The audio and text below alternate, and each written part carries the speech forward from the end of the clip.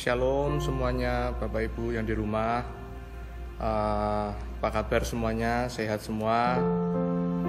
Sebentar kita akan mulai ibadah online. Mari saya ajak semuanya untuk kita bersungguh-sungguh datang pada Tuhan. Karena hadirat Tuhan itu nyata, live, dimanapun kita berada, Tuhan tetap hadir. Tuhan Allah Bapa kami yang bertata kerajaan surga, terima kasih Tuhan untuk hari ini Tuhan. Kami boleh bersama-sama bersekutu, kami boleh bersama-sama diberikan kesempatan untuk menyembah-Mu Tuhan, meskipun lewat online Tuhan. Engkau yang tetap hadir lewat jamah setiap kami Tuhan, anak-anak-Mu Tuhan. Kami ucap syukur Tuhan. Terima kasih Bapa. Kami siap Tuhan untuk menyembah Engkau. Kami siap untuk mulai ibadah kami Tuhan. Hanya dalam nama Tuhan Yesus kami berdoa dan mengucap syukur. Haleluya, amin. Mari Bapak Ibu kita mau sembah Tuhan. Kita mau tinggikan Dia. Kita mau ucap syukur atas semua yang Tuhan beri, atas semua yang Tuhan telah sediakan, atas kesehatan, atas nafas hidup. Semua karena anugerah Tuhan. Terima kasih Tuhan. Kami sembah Tuhan.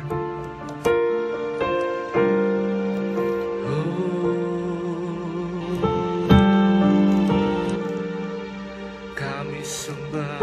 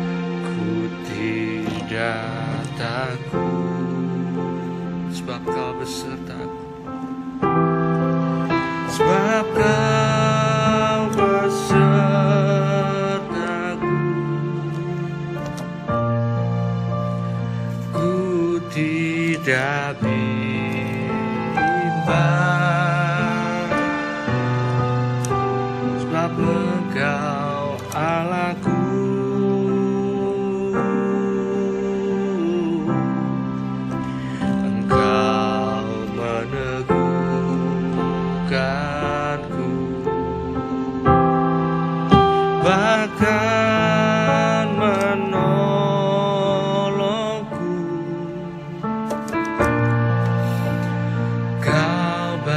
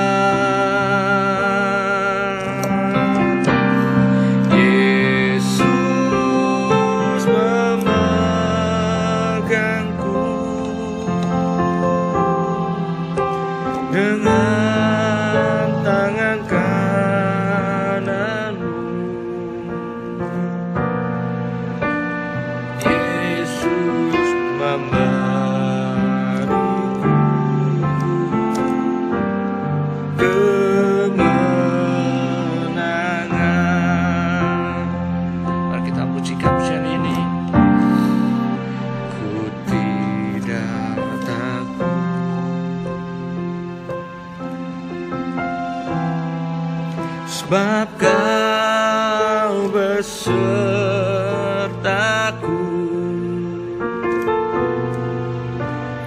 Ku tidak iba, sebab Engkau Allahku.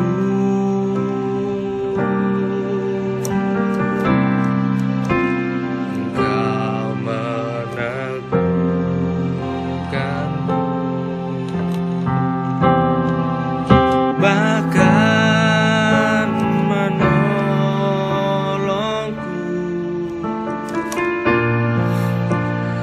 Kau batukanku. Yesus Tuhan, Yesus Tuhan,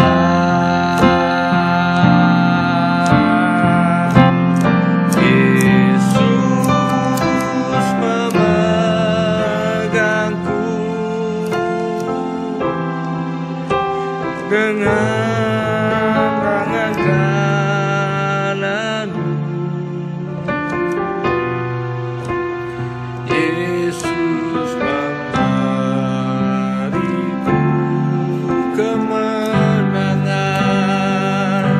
kemenangan.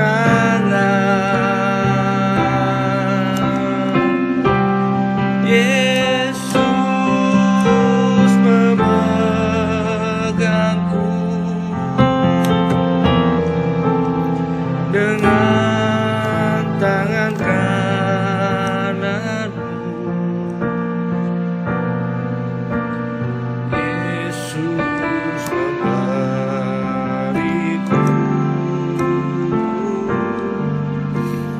kemenangan. Sekali lagi pujikan. Yesus memegangku dengan tangan kanan-Mu. Yesus memberiku. Mari kita mau imani kemenangan.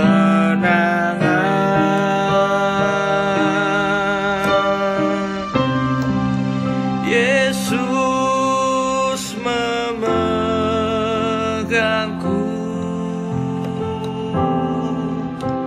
dengan tangan kanan-Mu. Yesus memberiku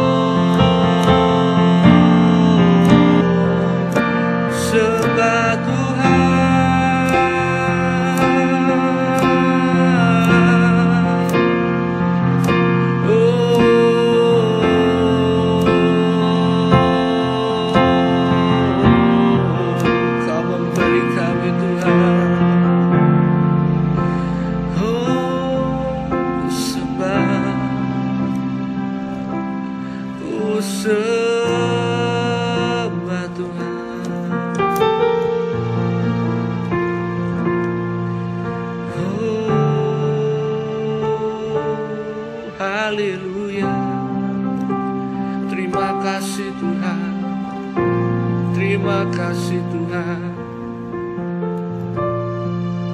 kami sembah Tuhan.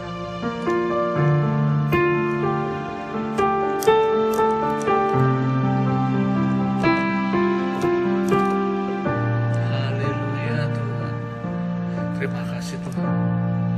Kami percaya memberikan kami kemenangan Tuhan. Terima kasih Tuhan. Terima kasih Bapa. Sebentar kami akan mendengar firman-Mu Tuhan. Kau yang urapi hamba-Mu Tuhan, yang pakai Tuhan. Berbicaralah atas hidup kami Tuhan, masing-masing kami Tuhan. Buka hati setiap kami ya Tuhan, biarlah firman-Mu boleh tertanam di hati kami Tuhan. Kami siap mendengarkan firman-Mu, hanya dalam nama Tuhan Yesus kami berdoa dan mengucap syukur. Haleluya, amin.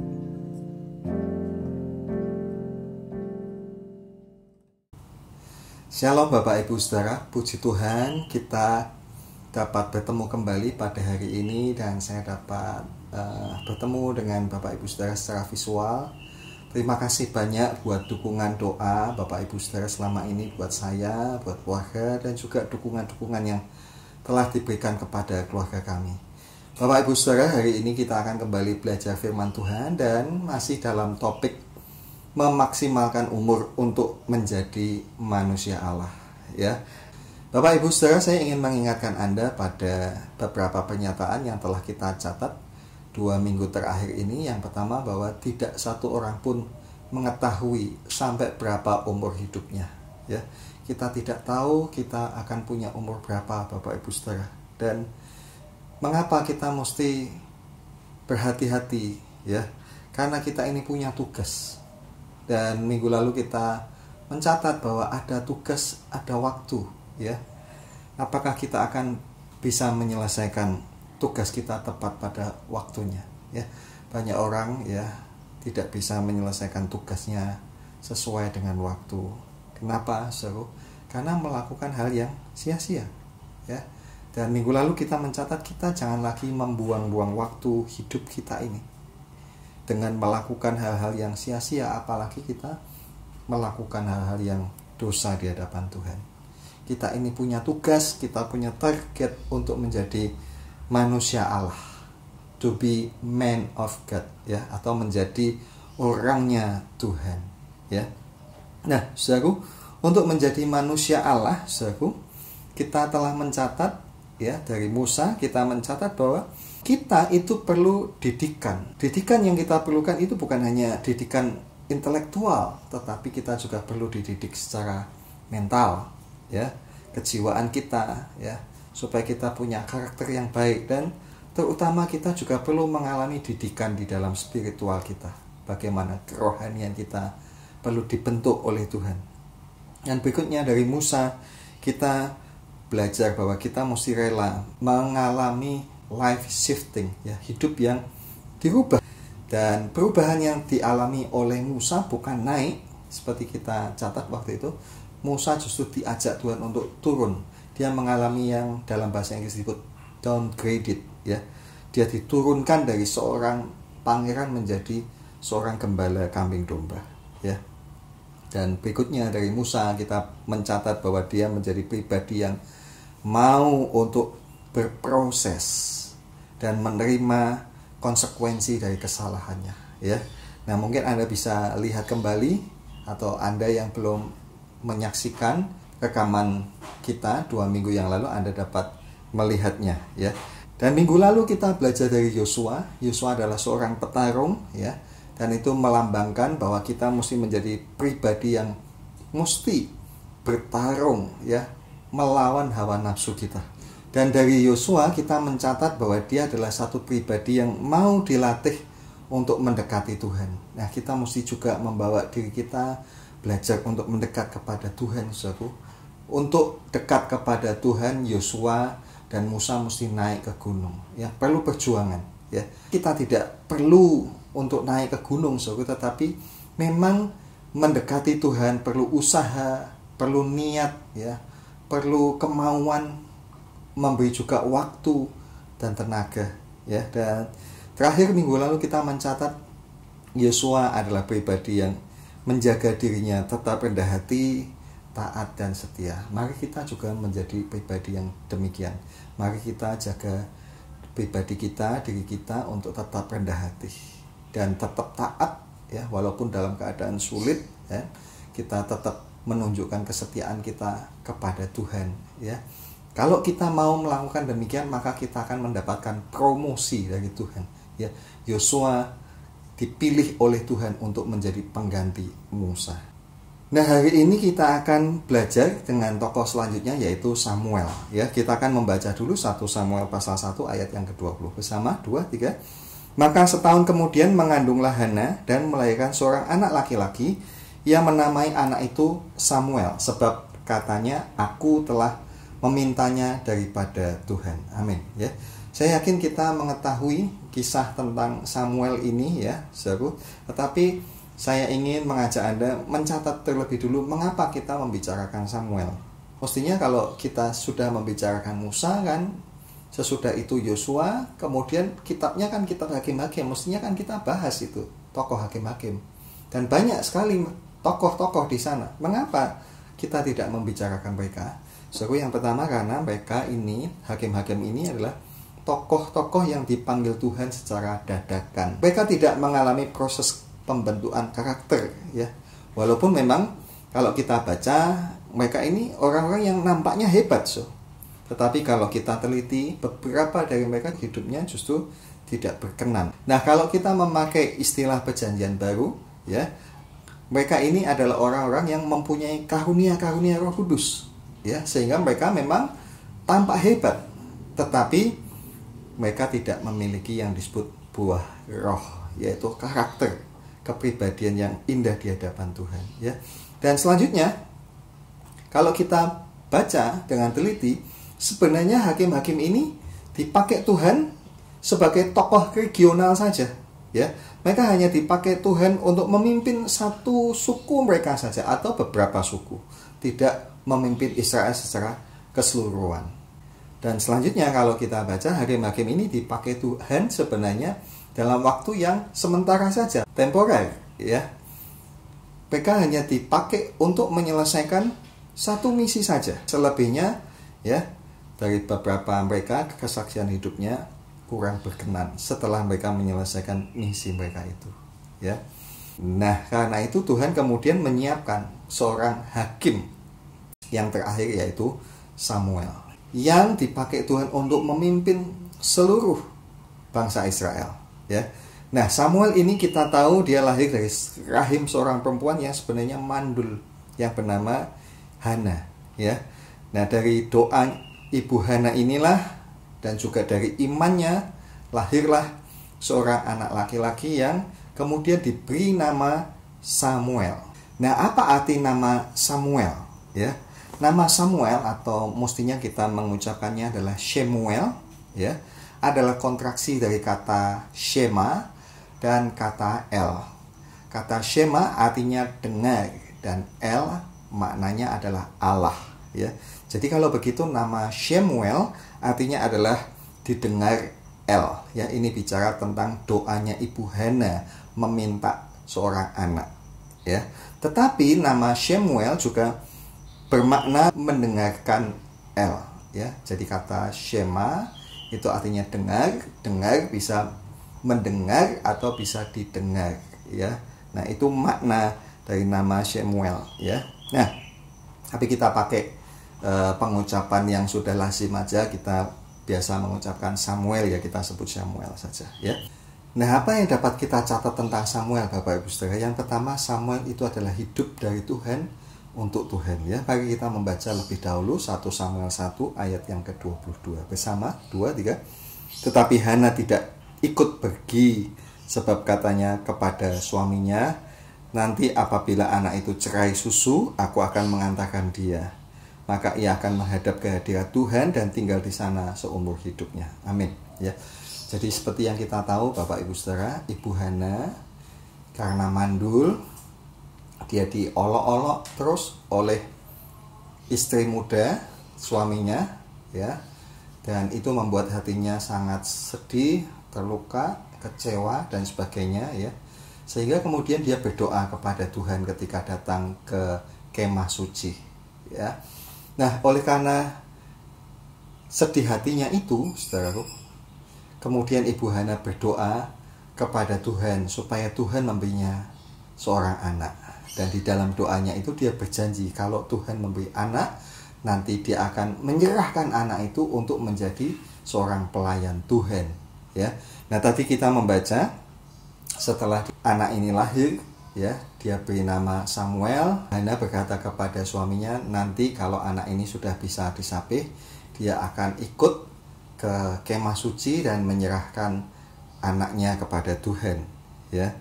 Jadi mungkin sekitar 2 atau 3 tahun, Bapak Ibu Saudara, Samuel ini kemudian dibawa untuk diserahkan menjadi seorang pelayan Tuhan, ya. Nah, dari yang pertama ini, Bapak Ibu Saudara, saya ingin mengajak Anda bersama-sama untuk mempunyai spirit, suatu tekad bahwa apa yang kita dapat dari Tuhan mesti kita dedikasikan untuk Tuhan, ya. Terutama hidup kita ini, ya. Nah, saya cerita sedikit, Bapak Ibu Saudara, pada hari Jumat yang lalu, karena saya ini sebagai mahasiswa aktif STT Salom, ya.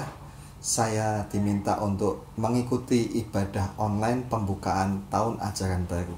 Nah, pada ibadah online itu saya melihat ada satu orang yang saya kenal, dia adalah seorang jemaat dari gereja pusat, ya. Dan kemudian saya pastikan apakah itu benar dia, ya. Saya WA, saya tanya, dan ternyata benar, seluruh, ya. Jadi ternyata dia setelah sembuh, ya, beberapa waktu yang lalu dia sempat terpapar COVID dan sampai masuk di ICU, tidak sadarkan diri untuk beberapa hari, seluruh. Tetapi ajaib, dia boleh sadar dan bahkan kemudian pulih, dan sekarang dia menyerahkan dirinya untuk menjadi pelayan Tuhan. Dia bertekad untuk melayani Tuhan, dan dia kemudian masuk ke STT Salom, ya. Nah, saudaraku, dia merasa bahwa hidupnya itu adalah pemberian dari Tuhan, maka dia serahkan untuk Tuhan, ya. Nah, sebenarnya kisah yang sama terjadi juga pada diri saya, ya. Kalau saya mendengar cerita dari mama dan juga dari kakak saya, ya, dulu konon katanya, saudaraku, saya ini pada waktu kecil itu memang mau mati, ya, karena terkena bronkitis, ya. Jadi kata mama dulu, ya, oleh pertolongan orang, ya, saya bisa dirawat di rumah sakit pada waktu itu, saudaraku. Dan mama pasti berdoa supaya saya selamat. Dan puji Tuhan, saudaraku, pada waktu saya remaja juga Tuhan kemudian memanggil saya untuk menjadi hamba Tuhan sepenuh waktu, ya. Jadi saya sendiri juga merasakan bahwa hidup saya itu adalah anugerah Tuhan, maka saya juga persembahkan kepada Tuhan, ya.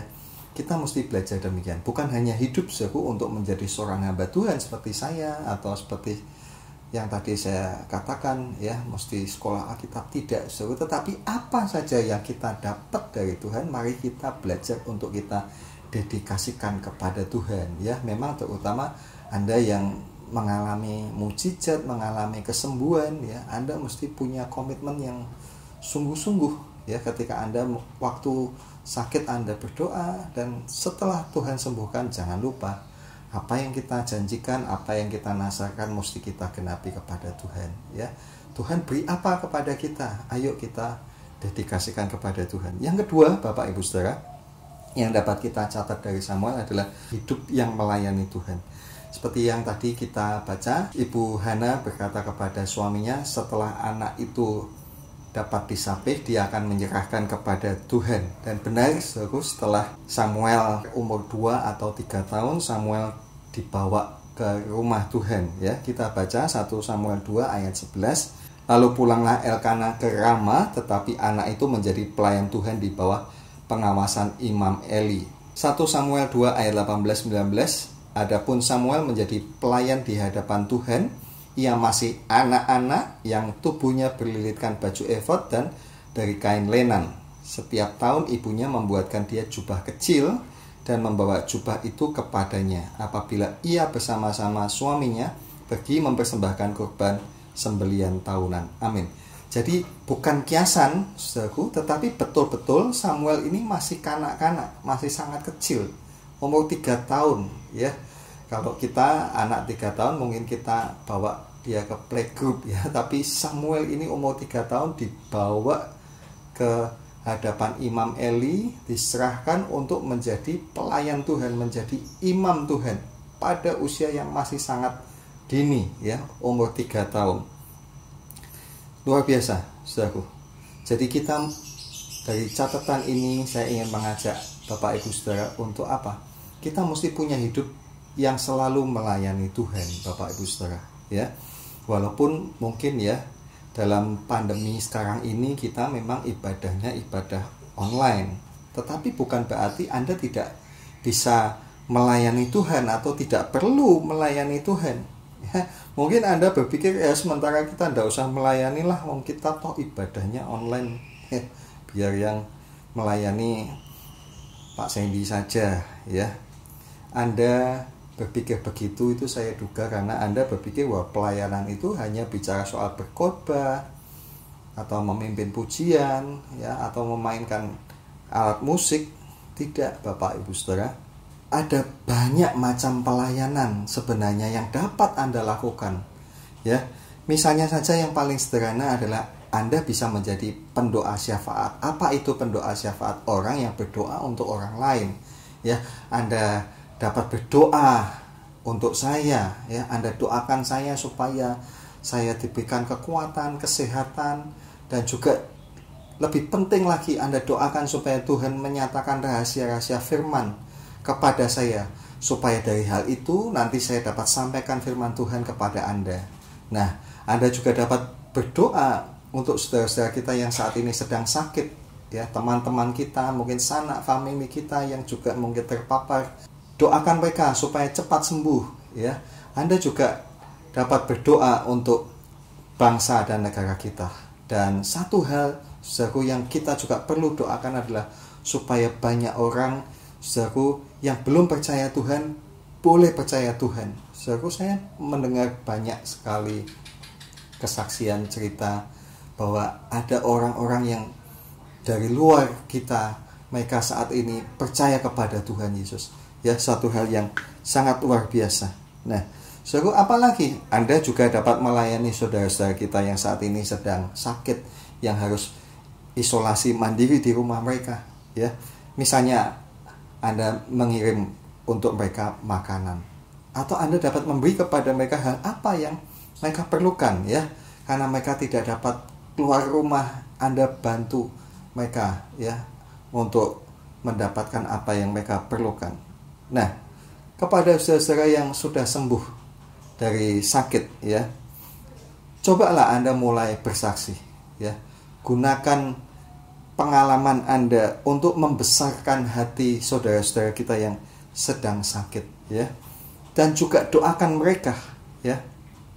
Anda dapat lakukan ini untuk saudara-saudara kita seiman ataupun mungkin untuk orang-orang yang di luar kita ya. Selanjutnya apa? Anda dapat melayani dengan memberikan bantuan diakonia untuk saudara-saudara kita seiman di gereja kita yang terdampak ekonominya. Walaupun mereka tidak sakit, tetapi ekonomi mereka terganggu oleh karena mengalami PPKM ini dan sebagainya. Saudara, mari kita belajar untuk membantu dan menolong mereka. Ya, itu adalah hidup yang melayani. Ya, selanjutnya, saudaraku, yang ketiga, apa yang dapat kita catat tentang Samuel supaya kita dapat menjadi manusia Allah? Samuel adalah contoh hidup yang dekat dengan hadirat Tuhan, ya, dan peka mendengar suara Tuhan. Mari kita membaca 1 Samuel pasal 3 ayat 1 sampai 4 bersama. 2, 3. Samuel yang muda itu menjadi pelayan Tuhan di bawah pengawasan Eli. Pada masa itu, firman Tuhan jarang. Penglihatan-penglihatan pun tidak sering. Pada satu hari, Eli yang matanya mulai kabur dan tidak dapat melihat dengan baik, sedang berbaring di tempat tidurnya. Lampu rumah Allah belum lagi padam. Samuel telah tidur di dalam bait suci Tuhan, tempat tabut Allah. Lalu Tuhan memanggil Samuel, Samuel, dan ia menjawab, "Ya Bapa." Ya. Nah, saudaraku, dari ayat-ayat yang kita baca, yang pertama ayat 1, saudaraku, dari ayat 1 tadi kita diberi pengertian bahwa Tuhan itu jarang berbicara pada waktu itu, ya. Tuhan tidak menyatakan firman-Nya. Tuhan tidak memberikan nubuat-nubuat, ya. Tuhan tidak memberikan penglihatan-penglihatan. Alasannya apa, saudara, ya? Alasannya adalah karena pada zaman itu, saudara, pada masa itu tidak ada orang yang benar-benar mencari Tuhan, ya. Mulai dari sejak zaman hakim-hakim, saudara, seperti kita membaca, pada waktu itu orang Israel hidup semaunya sendiri. Mereka melakukan apa yang mereka pandang baik, ya. Mereka tidak takut kepada Tuhan, mereka menyembah kepada berhala, ya, dan sebagainya dan sebagainya. Saudara, hal itu berlangsung terus sampai pada zamannya Imam Eli ini, Bapak Ibu Saudara, ya. Bahkan kalau Anda membaca 1 Samuel pasal yang kedua, Anda akan menemukan bahwa Eli sebagai imam besar dan juga anak-anaknya yang membantu sebagai imam, mereka ini adalah hamba-hamba Tuhan yang hidupnya tidak benar, Bapak Ibu Saudara. Bahkan mereka menggunakan pelayanan itu untuk mengambil keuntungan pribadi mereka. Bahkan dengan pelayanan itu mereka melakukan kejahatan yang keji. Ya, nanti Anda baca, ya. Nah, selanjutnya pada ayat yang ketiga, saudaraku, tadi kita membaca Samuel itu tidur di dalam bait suci Tuhan. Ini sebenarnya sesuatu hal yang tidak wajar, suatu anomali, sesuatu yang semestinya tidak boleh terjadi, ya. Kemah suci bukan tempat tidur orang, tetapi tempat Tuhan diam. Namun kita tadi membaca Samuel tidur di dalam kemah suci, ya. Sesuatu yang semestinya tidak boleh, tetapi Tuhan tidak persoalkan. Mengapa? Ya, saudaraku, kita mesti tahu, ya, Tuhan memang pribadi yang fleksibel, ya, saudaraku. Dan saya pastikan Tuhan pasti sangat senang dengan Samuel ini, ya. Yang tadi kita baca masih kanak-kanak, ya. Dan kita tahu kalau namanya anak-anak kan masih lugu, masih lucu begitu, ya. Dan kita juga tahu anak-anak ini hatinya masih polos, ya. Dan saya yakin Samuel ini hatinya cinta kepada Tuhan. Dia cinta kepada rumah Tuhan. Dia ingin dekat kepada Tuhan, ya. Nah, tadi di ayat yang keempat kita membaca Tuhan ternyata memanggil Samuel, ya. Dan ternyata hanya Samuel saja yang mendengarkan hal itu, ya. Samuel mengira dia sedang dipanggil oleh Imam Eli, ya. Tetapi ternyata bukan. Itu adalah suara Tuhan, ya. Kita perlu melihat kenapa hanya Samuel yang mendengar dan Imam Eli sebagai imam besar tidak mendengar. Ini satu tamparan yang sangat memalukan sebenarnya bagi Imam Eli, saudaraku, ya. Nah, dari hal ini kita melihat bahwa ternyata Tuhan itu bukan bicara kepada orang yang sudah senior, ya, dan tidak bicara kepada orang yang masih junior, ya, melainkan Tuhan itu berbicara kepada orang yang mencintainya. Tuhan berbicara kepada orang yang mencintai hadiratnya, walaupun itu adalah seorang anak kecil, ya. Nah, karena itu saya ingin mengajak Anda, saudaraku, untuk mengerti hal ini, ya. Tuhan itu bukan bicara kepada mereka yang sudah ditahbis menjadi imam atau sekarang itu ditahbis menjadi pendeta. Tidak, ya. Bahkan mungkin sekarang ini banyak pendeta yang sudah lama tidak lagi mendengar suara Tuhan, ya. Saudaraku, ini satu ironi memang, ya. Nah, jadi kalau Tuhan itu mau bicara kepada seorang anak kecil, kepada Samuel, saya yakin kepada Anda Tuhan juga mau berbicara. Bahkan meskipun Anda itu adalah seorang yang baru saja percaya kepada Tuhan, seorang yang baru menjadi orang Kristen, ya. Asal Anda mau menjadi seperti Samuel tadi, saudara, menjadi pribadi yang mencintai hadirat Tuhan. Engkau punya hati yang selalu ingin mendekat kepada Tuhan. Niscaya Tuhan juga akan berbicara kepada Anda. Nah, coba sekarang kita perhatikan kapan waktunya Tuhan berbicara. Tadi di ayat yang ketiga dikatakan lampu rumah Allah belum lagi padam. Kapan itu ya? Nanti Anda baca dalam Keluaran pasal 27 ayat 21 dan Imamat pasal 24 ayat yang ketiga. Di sana nanti Anda akan mengetahui bahwa ternyata lampu minyak di dalam kemah suci itu mesti menyala dari petang sampai pagi, ya, dari pukul 6 petang sampai 6 pagi. Ya, jadi artinya kapan Tuhan bicara kepada Samuel? Wah, pasti hari masih gelap. Ya, dugaan saya mungkin sekitar pukul 3 atau pukul 4 dini hari. Ya, saat itulah Tuhan memanggil Samuel. Ya, nah mungkin mengenai hal ini ada orang yang mempunyai keyakinan sedikit berbeda. Ya, Tuhan kan bisa bicara kapan saja, Pak Sandy. Ya, tidak harus dini hari. Ya. Benar, saudara. Dan saya menghargai keyakinan itu, ya. Memang Tuhan bisa bicara kapan saja, tetapi mungkin kita juga dapat meneladani dari Samuel tadi, ya. Bangun pagi Tuhan bicara kepada kita, ya. Tetapi memang yang paling utama adalah kita mesti mempunyai seperti Samuel, peri kehidupan yang menyenangkan hati Tuhan, ya. Dan juga mempunyai hati yang ingin untuk dekat kepada Tuhan, masuk ke dalam hadiratnya, ya, sendirian. Coba Anda datang sendirian kepada Tuhan dalam doamu, ya. Coba datang dan baca firman-Nya. Nanti Tuhan akan bicara kepada Anda. Nah, saudaraku, kita telah mencatat 3 hal mengenai Samuel.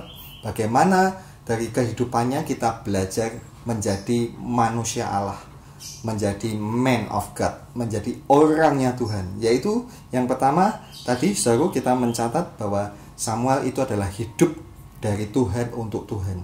Kita mesti juga demikian, ya. Apa yang kita dapatkan dari Tuhan, ya, terutama nyawa kita, ya saudara. Kalau kita menyadari bahwa hidup kita ini pemberian Tuhan, mari kita dedikasikan untuk Tuhan, ya. Begitu pula apa-apa yang kita terima dari Tuhan, mari kita dedikasikan kepada Tuhan. Yang kedua, Samuel itu adalah hidup yang melayani. Mari kita juga belajar untuk melayani Tuhan, ya. Sekali lagi, pelayanan itu bukan hanya berkhotbah atau memimpin pujian atau memainkan musik atau melakukan kegiatan di dalam atau di sekitar gereja, tidak. Tetapi di rumah kita masing-masing, ya, kita dapat melayani Tuhan dengan doa-doa kita. Kita melayani juga saudara-saudara kita yang sedang mengalami sakit, ya. Dan apa saja kita dapat lakukan untuk melayani Tuhan, ya, menolong kepada saudara-saudara kita. Berikutnya, saudaraku, Samuel itu adalah hidup yang dekat dengan hadirat Tuhan, peka mendengar suara Tuhan. Mari bawa diri kita untuk selalu dekat kepada Tuhan, ya. Datangi Tuhan secara pribadi dalam doamu. Sendirian engkau datang kepada Tuhan. Engkau juga belajar membaca firman-Nya, supaya kepada Anda Tuhan juga berbicara. Tadi sudah kita dengar seru bahwa Tuhan itu tidak bicara kepada Imam Eli, tetapi Tuhan justru bicara kepada Samuel. Artinya Tuhan tidak bicara kepada orang-orang yang sudah ditahbiskan, yang punya jabatan, tetapi Tuhan justru bicara kepada seorang anak kecil, seorang yang masih lugu, yang masih sederhana. Walaupun mungkin Anda adalah orang yang baru percaya kepada Tuhan, tidak menutup kemungkinan Tuhan berbicara kepada Anda. Coba datang kepada Tuhan, ya, masuk ke dalam hadirat-Nya, berdoa, baca firman Tuhan. Tuhan akan bicara kepada Anda. Amin, saudaraku, ya. Mari kita datang kepada Tuhan. Terima kasih Bapa untuk hari ini kami boleh bersama-sama belajar akan segala firman-Mu. Dari hamba-Mu Samuel, kami belajar supaya kami dapat benar-benar menjadi manusia Allah, man of God, orangnya Tuhan. Jadikan hidup kami Tuhan supaya menjadi hidup yang kami persembahkan untuk Tuhan. Jadikan kami juga menjadi pribadi yang suka untuk melayani. Jadikan kami juga menjadi pribadi yang ingin selalu dekat kepada Tuhan dan mendengar suara Tuhan. Kami percaya Tuhan, Engkau juga bisa bicara kepada kami semua, meskipun kami ini orang yang sederhana. Kami bukan seorang yang ditahbiskan, kami hanya orang awam, tetapi Tuhan juga bisa berbicara kepada kami. Tuhan, terima kasih buat firman-Mu. Dan sekarang Tuhan, pada akhir ibadah kami juga mempersembahkan kepada Tuhan persembahan-persembahan kami yang kami niatkan untuk kami serahkan kepada Tuhan untuk mendukung pelayanan di gereja kami. Terimalah persembahan-persembahan kami ya Bapak. Dan Tuhan, kami percaya Engkau juga akan mengembalikan berlipat kali ganda kepada kami semua. Terima kasih Bapak. Dan sekarang kami mengangkat tangan kami di hadapan Engkau ya Bapa, dan ulurkanlah tangan-Mu atas kepala kami. Saudaraku yang dikasihi Tuhan, sekarang terimalah dari Allah Bapa kita berkat, rahmat, pertolongan, kekuatan, kesehatan, dan juga kesembuhan bagi Anda yang sakit. Dan marilah kita selalu hidup dalam kasih sayang Tuhan Yesus dan penyertaan Roh Kudus. Damai sejahtera dipenuhkan dalam hati kita semua. Dan apa yang kita kerjakan ditolong Tuhan menjadi berhasil. Terima kasih Bapak, kami terima semuanya ini dengan iman dan ucapan syukur kami dalam nama Tuhan Yesus Kristus. Haleluya, amin. Mari kita nyanyikan pujian kita. Terima kasih Yesus. Terima kasih Yesusku, terima kasih Yesusku. Puji syukur hanya bagi Tuhanku. Terima kasih Yesusku, terima kasih Yesusku. Puji syukur hanya bagi Tuhanku. Puji syukur hanya bagi Tuhanku.